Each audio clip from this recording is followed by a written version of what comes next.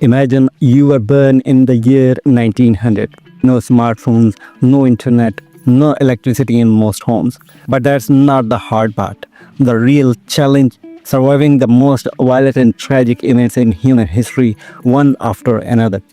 Today I will take you through the life of someone born in 1900. And by the end, you will realize our grandparents were not just old, they were warriors. At age 14, World War I begins, a war that involved 70 million soldiers. By the time you turn 18, over 22 million people are dead. You are seeing death, destruction, and fear before you even become an adult. Just when you think peace has returned, a virus spread across the globe. The Spanish flu, 1918 to 1920, infects 500 million people, one-third of the world's population.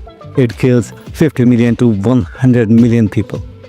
You are only 20 years old and you have already survived a world war and a global pandemic. At 29, the Great Depression begins.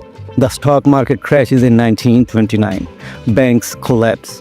Businesses shut down. Unemployment hits 25% in the US and even higher in other countries. People are starving. Families are homeless. You are in your prime, but there's no work, no money, no hope. At 33, you witness the rise of Adolf Hitler and Nazism in Germany. A new ideology spreads based on hate, racism, and dictatorship. The world is heading toward another disaster. At 39, World War II begins. This time, it's even worse. By the time you are 45, over 70 million people are dead. Cities are bombed. Nuclear weapons are used. The Holocaust kills 6 million Jews. You have now survived 2 world wars and the deadliest genocide in history. At 52, the Korean War breaks out 1950 to 1953. North and South Korea fight a brutal war. Millions die. The Cold War is heating up. At 64, the Vietnam War begins. It lasts until you are 75. It's a war of ideology, politics, and pain.